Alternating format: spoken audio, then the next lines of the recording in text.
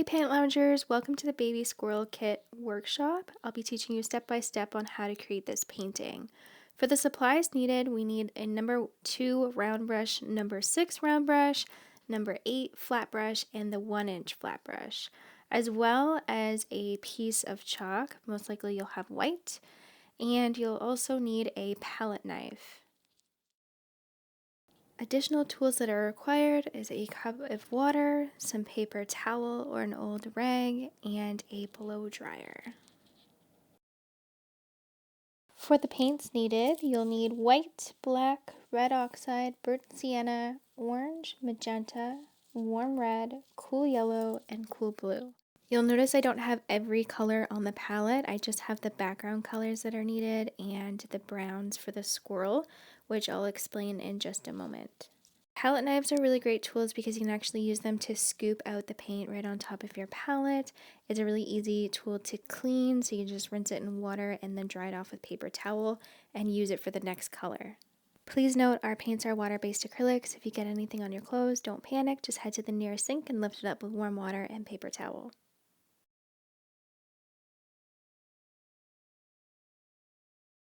As I mentioned, palette knives are really easy to scoop out paint. They're also great to use to mix your paint. As you can see here, I have white, yellow, and the blue, and what I'm doing is mixing the color off to the side. So it's best when mixing paint, just pulling it to the side so you're not just stuck with one color.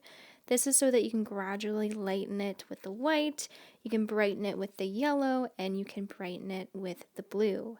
Adding a brown, so the burnt sienna, will help tone it and mute it and make it more of that olivey kind of softer green.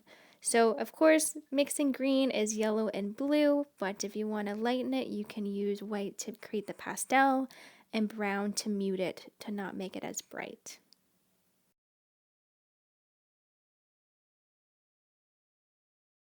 Once you've created your desired background color, use the 1-inch flat brush just to paint the entire background with this color. You don't necessarily need water, you can go straight into the paint. However, because we've mixed about 4 colors here, it can become quite thick, and I do find the white paint is a lot thicker of a paint. So using a little bit of water to the brush, what I do is mix it with the paint before I go into the canvas, and then it will help loosen it up as I pull it across the canvas. If you go straight water, it could cause a drip, so just be cautious of that. There's no right or wrong when you're applying the paint. You're just putting it every which way, up and down, side to side, crisscross, crosshatch, and just getting full coverage. So just cover the entire canvas. You don't want to see any blank space. I think it looks really nice to take whatever you're doing on the background and wrap it around the frame. So around the edges, take that green color where it wraps around the wooden frame. Especially when you have these paintings hanging up together, it just looks like it's more complete.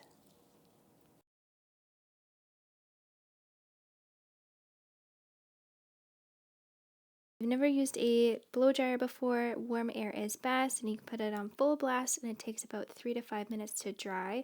If you're unsure, you can just lightly tap it with your fingertips.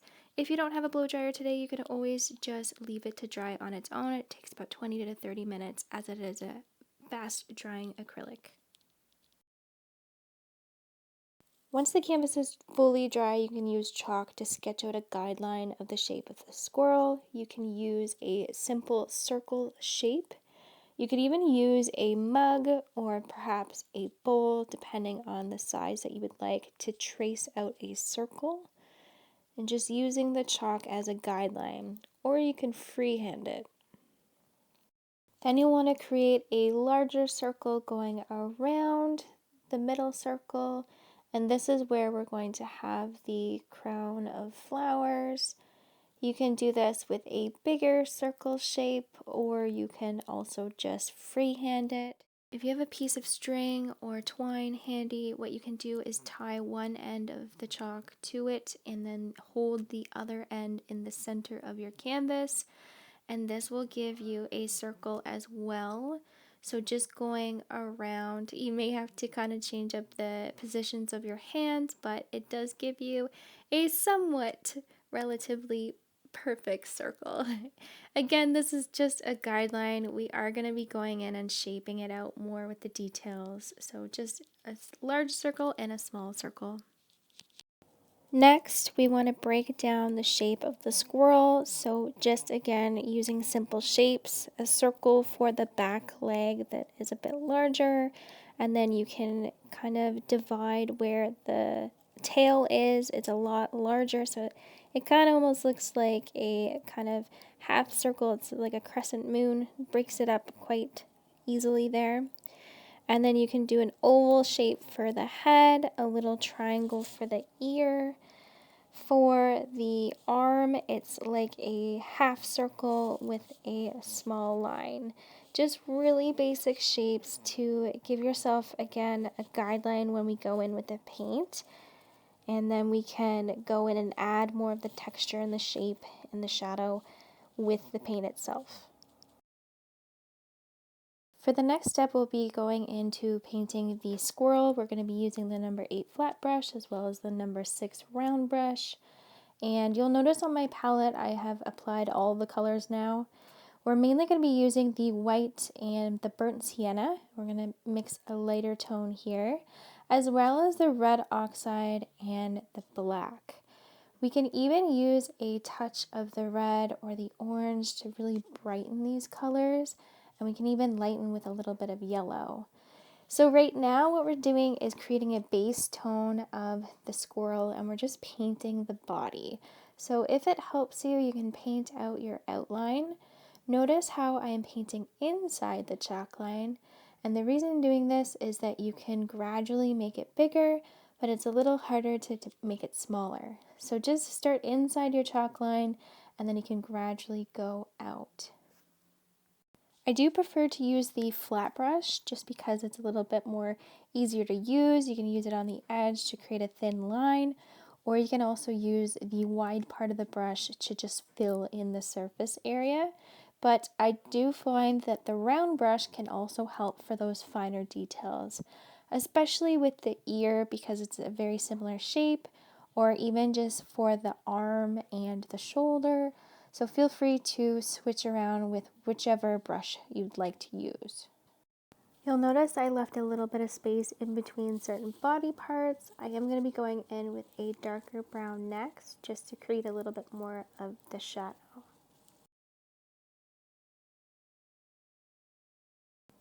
To make a darker brown, you mix a little bit of black into the burnt sienna. Just take a little bit at a time. You can see the mix here. A little bit goes a long way because it really does change the pigment quite quickly, so just a little bit of black. Again, with the burnt sienna. For the dark brown, we use the edge of the brush. So you'll notice here on my hand, that's the wide part of the brush and that's the edge of the brush. So just putting a very light pressure and you can create thin strokes, great for fur. So I did go with quite a dark brown here. However, I will go back into the body of the squirrel just to make it a little bit darker. Remember, that was just the base so that we could really enhance it with darker tones. So the dark brown does go around the leg, around the tail, in between where it's kind of all tucked in, and above the shoulders and around the back side of the squirrel.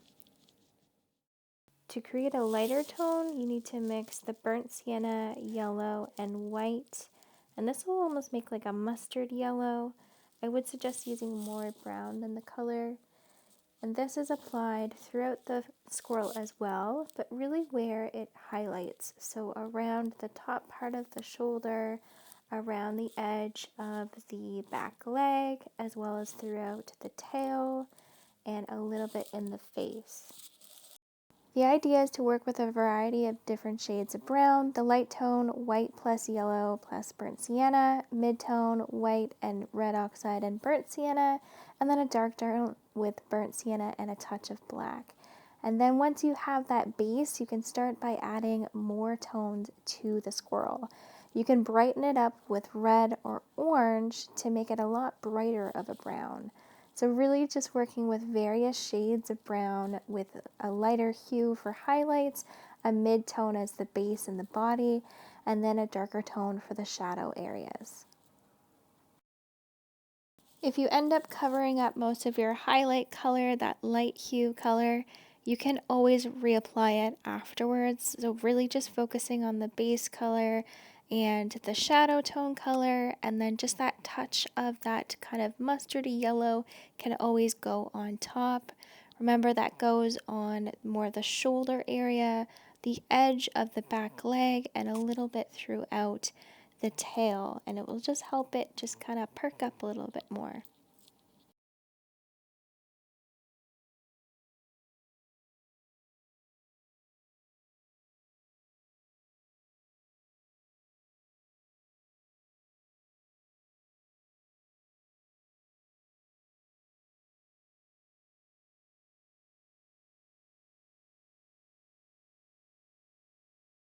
You can add more definition with the fur, again with the edge of the flat brush. I'm just going around the back side of the neck and around the back side of the squirrel into the tail, just with a little bit of the darker brown, and it really does help shape out a little bit of the fur. Light, short strokes, and it will just create this very airy, like feathered look. So just a very minimal pressure, and you'll get a very fur-like look.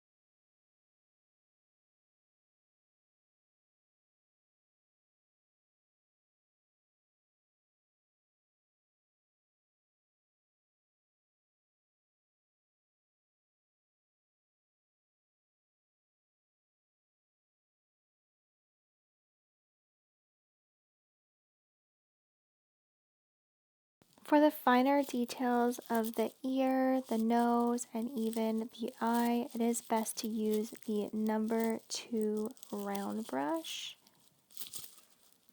Before we add the details with the black, we're going to mix a little bit of that light hue again with the white, yellow, and the burnt sienna. And I'm just going to create a little bit of a lighter area where the eye will go, kind of almost like the eye socket in a sense, or maybe the eyebrow. It is quite light. I end up making it a little bit darker shortly, but it just gives the black a bit more of a stronger kind of pop when we add in the eye. So you can do that with a little bit of a lighter hue, maybe add a bit more burnt sienna. You can see I just went over it and painted over it just slightly so it wasn't too bright. You'll notice that I do go a little bit back and forth with the head shape. I was just having a little bit of a harder time shaping out the head when I was painting in the nose. That being said, when you're painting this nose, you're just using black paint, and you can use the tip of the round brush. Again, the number 2 round brush, just for the finer details. I think it'd be really cute to actually make a heart-like shape for the nose, or even just a little circle or a triangle works great. Before we go on the final steps of the eye, where you can take a step back from time to time, it's always helpful just to look at it at a new set of fresh eyes in a way and see if you need to add any more details. So I would suggest making sure that you do add a little bit of the dark brown into the ear just to kind of really give it a bit more depth and shape, and just adding lighter hues throughout, those mid-tones throughout as well, and the shadow tones kind of in the crevices of where he's all tucked in. Just a quick note, it is always good to take a little bit of a break from time to time. You can always hit that pause button and come back.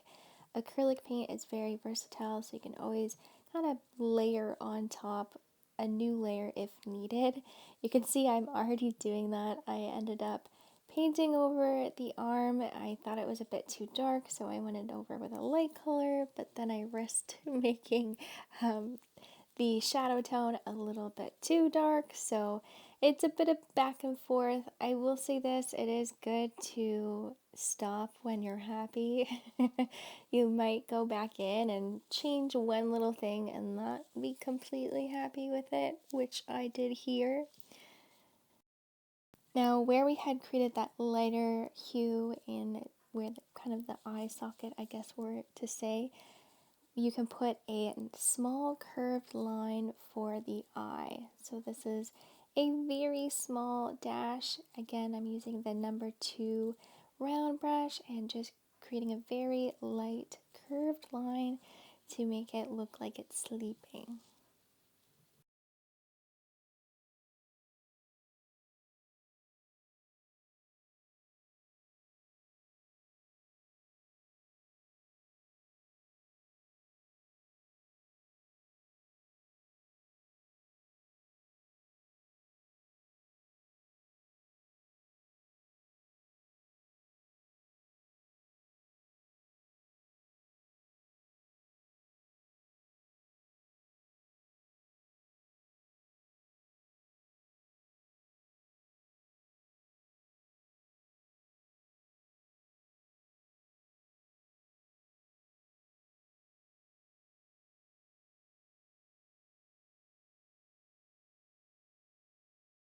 The next step is creating the ring around the squirrel using branches and kind of leaves.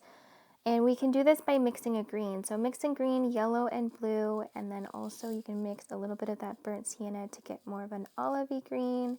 We do go more on the yellow side, and we added a touch white just to lighten it. So very similar to the background color, but more yellow and brown this time, less blue. And we use this for the whole ring and then some branches going out. Now, don't stress about the shape of this. We're not looking for a perfect circle. A little wobbly and a little wonky is good, and it's more natural to the shape of the branch. So creating that circle first, and then we can just create some branches going counterclockwise or clockwise, whatever you'd like, but they're all going in the same direction around the outside of the ring as well as inside of the ring. We do end up using the edge of the flat brush. Again, if you prefer the round brush, you can of course use that. I prefer the flat because it can give you a wider edge in certain areas. So we are going for a finer tip at the end of these branches or leaves or stems, and then we want it to be wider closer to the ring. So you can do it in two ways. You can either start at the end and apply light pressure and then put more pressure as you're going in, or vice versa. So apply with more pressure and then going lighter as you go out, almost lifting up the brush.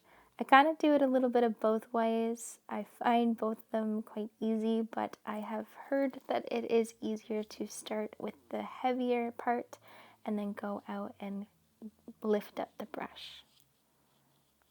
We did end up just using one shade of green here. However, you can change it up and just do variations of color. We end up adding different colors with the leaves shortly, but feel free to change up the colors. You can do any shade of green and just kind of have fun with it.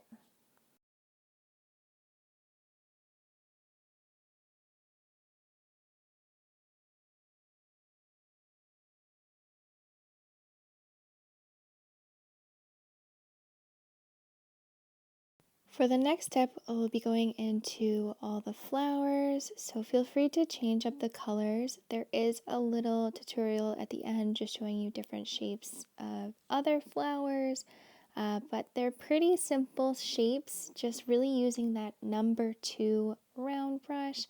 So giving it a rinse with your water and just patting it dry with some paper towel.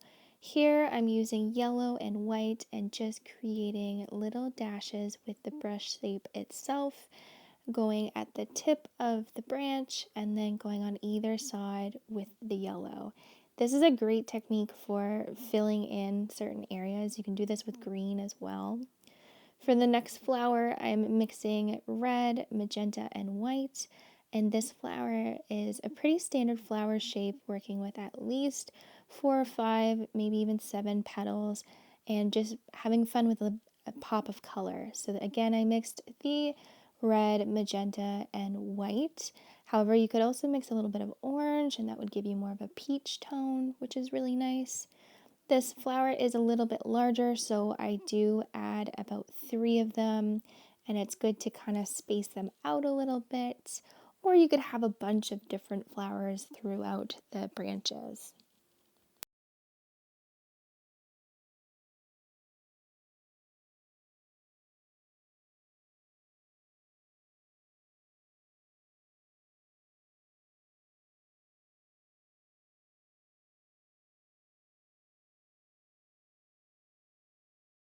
For the next flower, we are mixing blue, magenta, and white. This creates kind of like a periwinkle or even a purple tone. And these are just for little filler in leaves. And I do add them really throughout the branches. Maybe they are just the petals that are actually falling from other flowers, or they could just be really nice blue leaves.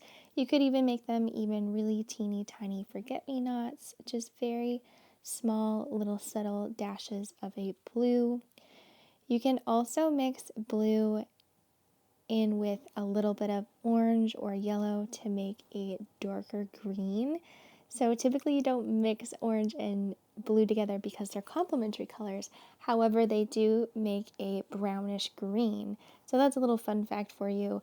Or you could just mix it with some yellow, whatever you'd like. And this is where I'm doing the same technique as the yellow kind of flowers, but I'm adding more greens. So these are great for leaves, and again, another filler just to kind of add it throughout.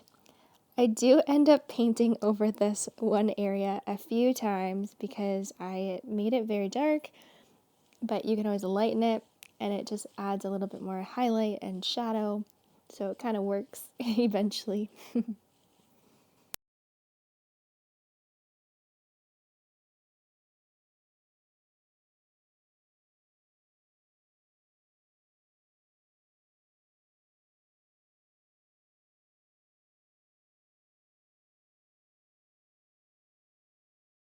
The next flower is mixing red and white together. You'd also do this flower with a bit of orange and white. Really, you could do any color, but what I'm doing is using a U V-like shape and creating 3 petals overlapping each other. These are really pretty flowers with a warmer tone of color. Next, I am creating the oak leaf.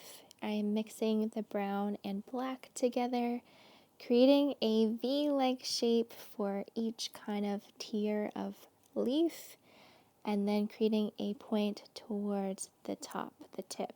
So I only do 2 of these. I think it would be nice to actually add a third one. It is always good to have a nice balance of all of these. A quick way to add in the centers of the flowers, so those big pink ones, you can actually take the back end of the brush, dip it into paint, and it looks like a little Hershey's Kiss, and then stamp it lightly into the center of the flowers. It's important to have that little dollop of paint so that you don't get too large of a dot, but you can just add really light pressure and you'll get a tiny dot. More pressure, of course, will give you a bigger dot. Another way to fill in the space a bit more is to actually create a leaf. So you can do leaves with the edge of the flat brush, or you could also create them with the round brush. With the flat brush, it's just very similar as a branch. You just put more pressure as you're going in towards the branch, so it will create more of a bulbous leaf. And then if you wanted to use the round brush, you would just stamp the round brush itself. It creates a nice shape as it's very similar to a leaf shape. Because we are working on a 12 by 12 inch canvas and my original was a 5-inch by 5-inch, we have a lot more surface area to play with, so feel free to add more flowers. Right now I'm just going in and adding some orangey peachy tones, very similar to the flowers of the pink ones. but just adding just a little bit more to the branches to fill it in. Here's our little tutorial just showing you the flowers up close.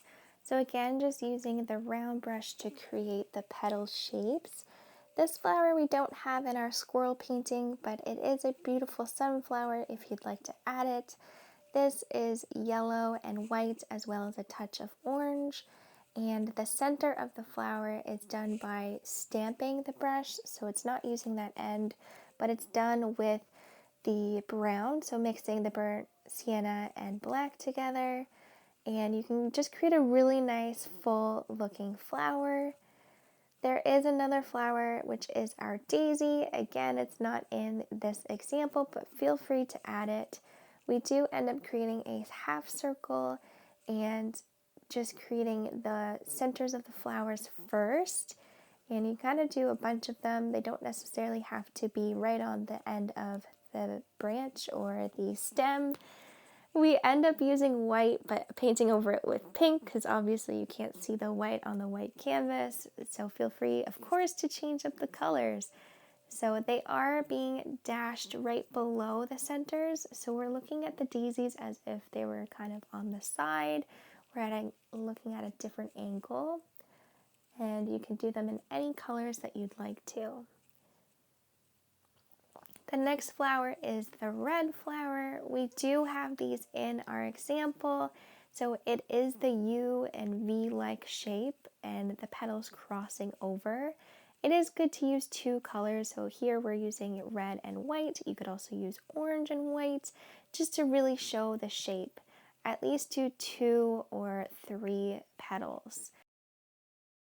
The next flower is very similar to what we have. It's kind of a hybrid between the sunflower and this one, but we're just creating more distinct shapes of the petals, just using the round brush, at least 5 or 6, maybe even 7 petals, and then just pulling it out.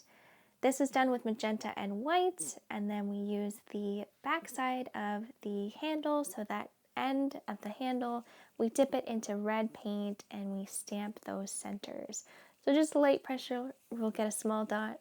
More pressure, heavy pressure, you'll get a larger dot.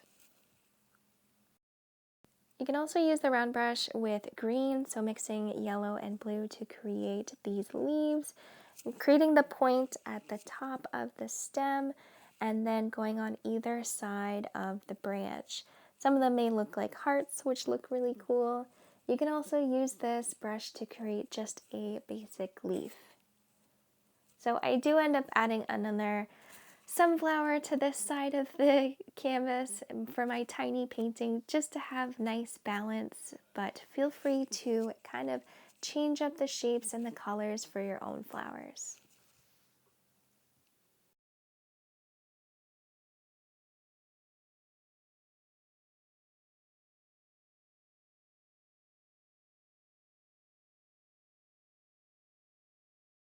This is the end of our baby squirrel kit workshop. Just a few notes for you as you are cleaning up. Make sure that you wash all of your tools in warm water. You do not need any soap. Try your best to leave them in the original form that they came in, and you just don't want them to be misshapen. And then of course just leave them to dry on paper towels. It's best to leave them flat to dry. For any paint, you can reseal them, make sure those caps are nice and secure, and you can reuse them for a later date. If you find that they've dried out at all, you can just use a little bit of water and it will help loosen them up. For any chalk remnants on the canvas, wait till tomorrow. You can lift it up with warm water and paper towel. You can also use a sponge or even a Q-tip if you're nervous. Thank you for painting with us, and thank you for all the love and support from all of us at Paint Lounge. We would love to see what you have created today. Please share any photos with us on your social media. You can tag us at Paint Lounge or hashtag Paint Lounge, or you can even email us at info@paintlounge.ca. Thank you so much. Take care.